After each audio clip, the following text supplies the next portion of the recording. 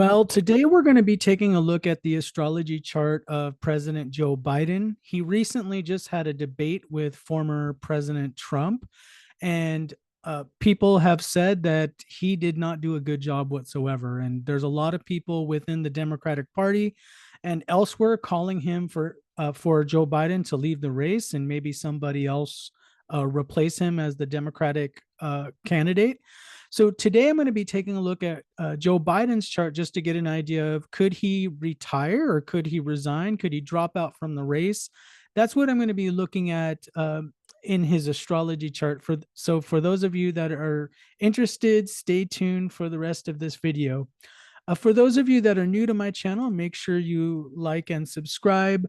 I practice Vedic sidereal astrology, which is the astrology from ancient India. So it might be different than what you might see on some of the other channels with the circular looking charts, which is Western tropical astrology. If you're interested in a private reading, check down below for details. I changed the way that you book readings. So if you want a live Zoom call with me, it's just through Calendly and the link is down below. Also, you can purchase pre-recorded readings, and that you just email me for that. All right, so let's go ahead and take a look at Joe Biden's astrology chart. I wanted to point out something really quickly before we really begin on what's happening right now. And I want to take a little bit of a trip back to 2020 when we had the election and Joe Biden won the election there. The thing I want to bring up there is in November of 2020, he was in a Rahu period. So he was in a sub period of Rahu. And if you look at his chart, you'll notice that Rahu, it's in the 10th house of Leo right there. And this is a really good placement for becoming president because Rahu can represent express elevator. It can represent being catapulted to a position of leadership. And it's in the 10th house of the chart. The other thing to point out is if we look over to the moon chart, you'll notice Rahu is, and I don't know if you can see it, but it's in the 5th house. And the 5th house represents celebrity royalty, but it also represents politics. So we had like this perfect, basically astronomical alignment that helped catapult Joe Biden to the presidency. However, in 2022, there was a really big shift. And I know that they say a lot of presidents, they age quite a bit when they become president. Like they'll do little photographs where they'll show what they look like in the beginning. And then you'll notice that a lot of times they get a lot more gray hairs and things like that. But in September of 2022, he actually changed Mahadashas, which is actually quite a big deal. And he changed into Saturn Mahadasha, which can actually be quite a difficult Mahadasha. And that's what we're going to be really focusing on right now, because he's in that first sub period of Saturn Mahadasha, which is called Saturn Saturn. So we'll be really breaking that down. But you'll notice that he changed astrological periods. He went from Rahu, which is a really exciting, ambitious kind of time, and then he went into Saturn, which is a lot more heavier and denser of an energy to be in. I'm going to pull up a PowerPoint presentation for you all. So let's go pull that up.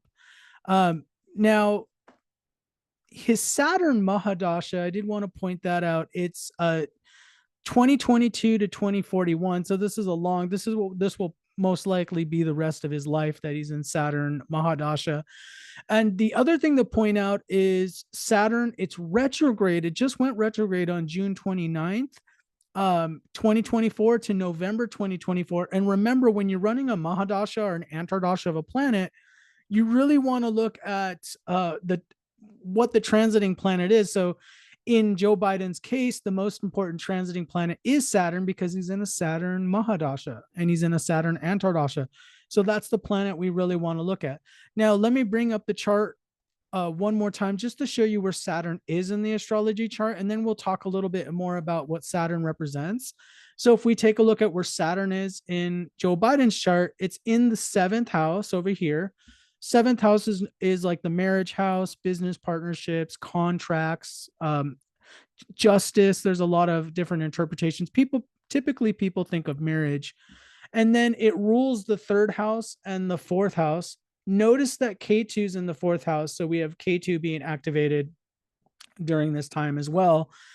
It's in the second house of the moon chart. If we look over here, it's in the second house of the moon chart. It's in the ninth house of the Navamsa chart. So there's a few different interpretations we can get out of this, and we'll be talking about that right now. Let me switch to the slide again so I can so you can learn a little bit about astrology as well. So when we're talking about Saturn, what I want you to know is when you're running the energy of Saturn, it's going to be a time of heavy karma, obligation, like I'm saying in a slide, responsibility, endurance. A lot of times you're in survival mode during Saturn periods. It does represent old age. It's the karaka of old people. It represents a lack of resources, strict rules, the old order. I like to think of it as the establishment. If we want to think of that, that's what Saturn represents, like the old network, and it represents bureaucrats and harsh punishments. Now, I did make a note in the slide here. I said the older someone is, especially when you're over the age of 40, and then as you get more and more advanced in age, Saturn actually gets easier as you get older because you actually take on more qualities of Saturn. If you notice, typically older people are more conservative. They usually advocate for more laws. That's because they're kind of taking on Saturn qualities. Saturn is typically easier to deal with when you're older because you have a certain amount of maturity. You see life in a very realistic way. Saturn is the planet of pragmatism and realism. Keep in mind, and I put at the bottom of the slide here, Joe Biden's been in politics for over 50 years. So he is literally part of what we would call the establishment. So he is very Saturn. And the funny thing is we'll notice that he's already coming out with statements. He had an interview where he said, and I'm paraphrasing here, something like, unless God told him to stop running for president, he won't stop running. And that's a very Saturn type of response because Saturn is a very slow to change. It's very stubborn. So it doesn't want to change course whatsoever. Now, the thing about Saturn is alone, and I don't know if you can see this first point, but Saturn alone can create the conditions when someone is forced to leave office because of natural causes beyond someone's control. So for example, it can just get to the point where Joe Biden, just by being in the Saturn period alone, Saturn can create the conditions where old age just catches up to you and there's nothing you can do. You just can't, you can't walk or you can't talk or you have some sort of physical ailment and it just forces you to stop. So Saturn can literally have that way of just forcing you, like physically stopping you from doing whatever you want to do. Saturn can definitely do that. So we don't even have to look at the houses. We know that Saturn can just cause him to age so rapidly or deteriorate. And I think I pronounced that wrong, or, get so unwell that he's just forced to step away. And I don't know what they do as far as in the USA. I'm not sure if they have like where a doctor or somebody could say that you're physically unfit to stay president. There might be some sort of way to do that. And I'm not sure exactly what the protocols are for that. But I know that Kamala Harris would be the next in line if that was to happen. So now Saturn is in the seventh house. And I wanted to talk about this. It does represent marriage. And maybe I did notice his wife, Jill, she's kind of been a big advocate for him staying. So maybe maybe she's very stubborn because of Saturn being in the seventh house. But let me bring that up again for you all so you can see it. So Saturn's in the seventh house. Let me clean up the chart. It's right there.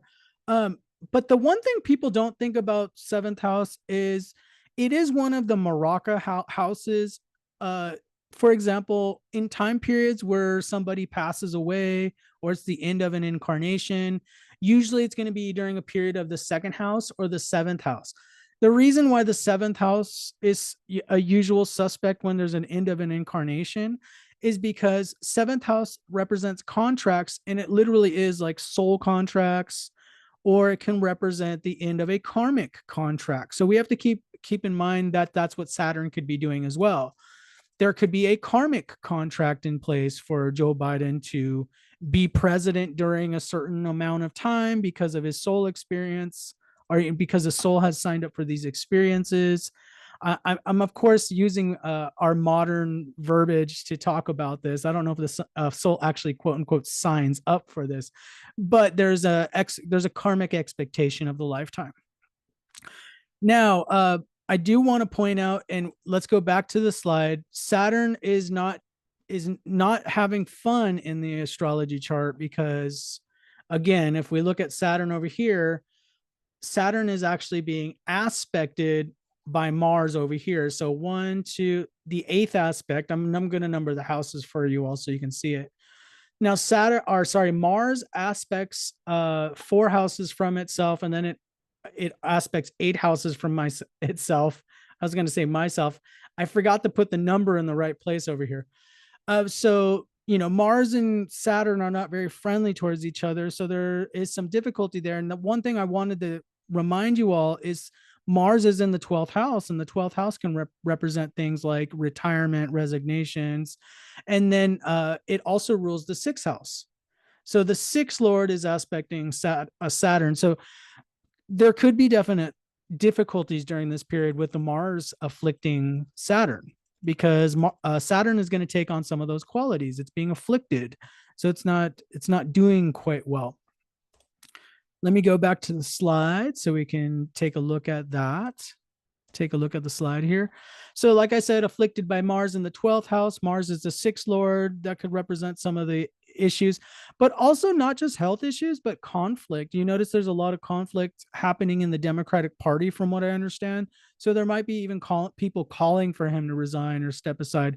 And it can get so bad where he might have to. I mean, the calls could become very loud as we're approaching the election here. The calls could get louder and louder and louder that he needs to step aside. Let's go look at the Navamsa chart. And Saturn's in the 9th house of the Navamsa chart. That's actually important to look at. Navamsa chart is a supplemental chart we use in Vedic astrology. We usually look at it side by side with the D1 chart. This is called the D1 chart over here, by the way. So Navamsa chart is supplemental chart. Saturn's in the 9th house of the Navamsa. Really quick observation about that is the 9th house can be a retirement house, because the 9th house, if you count the houses, it's 12th from 10th. Okay. So a lot of times our spiritual motivations are looked at from the Navamsa chart. So our spiritual intentions or motivations. So there could be a motivation to retire. There could be something differently said on the public side versus what he feels deep down, on a soul level. There could be two different things. People a lot of times will contradict what the soul wants versus what the ego wants. There could be two different things. Let's pull up the slide again. Saturn is in the 12th house, the 2nd house of the moon chart. That can represent a saturation point, like when someone's kind of reached all the experiences that they've had in a certain experience. That's why it's one of the end of incarnation houses. Also, Saturn, it rules the 10th and 11th houses of the moon chart, and that represents politics. However, K2 is being activated, and I want to bring that up because K2 itself, K2 can represent somebody resigning or like literally giving up. And let me pull that up for you all. I mean, when you're in a K2 period or it's being activated, just like I told you, Saturn could force you just through creating so many obstacles you have to stop. Well, K2 can do the same thing. So Saturn, it rules, remember, the 4th house and the 3rd house over here. I don't think I wrote that. So it's activating K2. K2 is associated with losses, surrender, giving up. So it can represent that kind of thing. And then, of course, it rules the 11th house over here, the 11th and the 10th house of the moon chart. And K2 is being activated there as well because, well, we just made the moon the ascendant, but K2 can definitely represent letting go. And usually when K2 is involved, like I said, it is usually kind of like what Saturn does. There's actually a lot of similarities. K2 can create a situation where you feel like you're being compelled to let go or surrender, and it's not necessarily something you want. It can feel like it's coming from the outside, and that's one of the difficult experiences you can go through when you're having when K2 is being activated. Now, I do have some dates for you all. If you guys if you are all curious about some potential dates. Now, the one thing I want to point out with all of this is he's in a period overall. Saturn, it's a long period, especially the first Antardasha. It's like 3 years long. So between 2022, 3, 4, and 2026, he could potentially resign with just the Saturn period alone, but that doesn't give us a lot of specifics. What we want to look at is the transit. The transiting planets are the planets that trigger the karma. So Saturn is creating the conditions where there's these karmic potentials that are ready to go. And then I listed for you some transits from now until the end of the year where we could see a significant change. We could see an announcement, something along those lines. So the first thing is a date that already passed. There's actually two dates. The solar eclipse that happened on April 8th, it was a really big deal because it was seen in North America. Well, that happened in 12 houses from his moon, which can, again, represent resignation or retirement. Okay, so that already set up the stage for that. The 6 months after April 8th, 2024, we're already kind of in this karmic stage. Then on June 29th, we have the Saturn retrograde. A lot of times during a retrograde, Saturn becomes more intense. That's one of the crazy things. Saturn will become more intense and will create a lot more obstacles. So we could see a lot more obstacles happening for President Biden during this retrograde. And the retrograde, by the way, it's between June 29th, 2024 and November 15th. So the retrograde is going to go all the way till past the election. So the retrograde is going to be active. And retrograde can create a lot of karmic obstacles for people. All of us are going to be facing a lot of different karmic obstacles. A lot of times, Saturn will bring up things from the past that we got to deal with. The other thing I want to bring up is on July 15th, Uranus and Mars are going to be conjunct in the sign of Taurus. And that's the same sign as Saturn. So this is going to be affecting. And then on August 5th, Mars is going to have a conjunction with natal Saturn.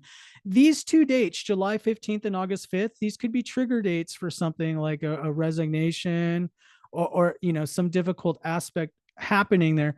Let me show you in the astrology chart real fast. So Uranus is not a planet we typically use, but I thought it was important because I was really trying to look up some markers on, okay, when could we see a possible change with President Biden here? And so Uranus is in the sign of Taurus right now. And Uranus is associated with like radical change and definitely revolution. So when we think of just like a sudden change, Uranus could definitely be involved. And then we have Mars that's there. So the first date that I gave you is transiting Mars and Uranus are going to be conjunct on July 15th. Well, that's still in the same sign. It's still affecting this whole thing of the seventh house of contracts, career, karmic contracts, if we think about it. And then on August, and let me bring up the slide one more time just to look at that. What was it? August 5th, I believe.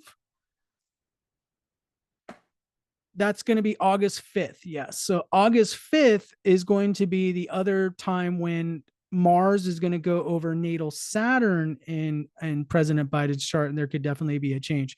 The other thing I wanted to point out with that was Mars is going to be aspecting the 10th house of Joe Biden's chart. So there definitely could be a shift in 10th house represents leadership. So being president, remember Rahu got him to the presidency. There can be some difficulty with that Mars Saturn aspect. And then Mars is aspect in the 10th house. The other potential dates we have for some sort of change, still we could have all these trigger dates and still maybe he's stubborn. Like he said, it would only be if God came down and told him. Well, okay, we know that Saturn could just do it if it has to. But there's also some trigger dates of the lunar eclipse, the solar eclipse. So we have the September 17th lunar eclipse in Pisces. Remember that Pisces is the 12th house from moon. So that could be a loss. This is interesting because the election is coming right up around these eclipses. And then October 2nd, 2024, there's a solar eclipse in Virgo. It's with Mercury, and Mercury is the eighth lord in his chart. So there could be a sudden announcement that time. I suspect though, and I suspect if he was going to leave the race, I don't think it would be a good idea to leave the race a month before the election. So, but we could definitely see some crazy events happening in the USA that could definitely alter the course of this whole election. So there's been a lot of speculations from psychics and astrologers thinking that even the election could possibly be suspended in some sort of way. That would be a really extreme case. I saw another astrologer video where they believe there's going to be a major war that's taking place by the end of this year. And if that is the case, there could be major disruptions.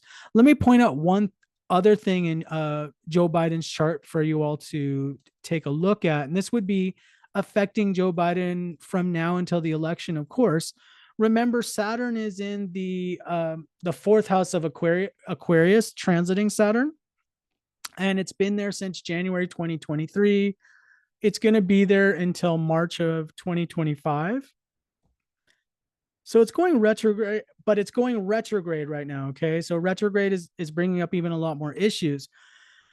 It's interesting to note that the fourth house, Saturn's going retrograde in the USA chart over the natal moon, which is Sadi Sati. And then it's going over, this is the fourth house. Remember, this can represent difficulties in a homeland. And we got K2 there as well.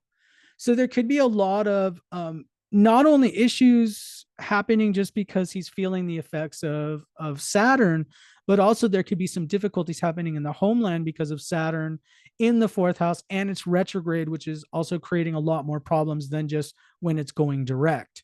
So definitely we're in a time of intense activity right now. Now, based on what I see in the astrology chart, I do feel like there's potential that he might be forced to drop out. But yeah, he seems like really quick. He's being stubborn. It could happen before September based on the transits that I'm seeing. It would seem very weird to have it happen at the eclipses because that would be so late in the game. But there's definitely you as you saw some opportunities there in July, which were in July and August, even September with the lunar eclipse. Let me know what you think down below, and let me know what your opinion is, what you think, and thank you so much for watching, and I will see you all in the next video.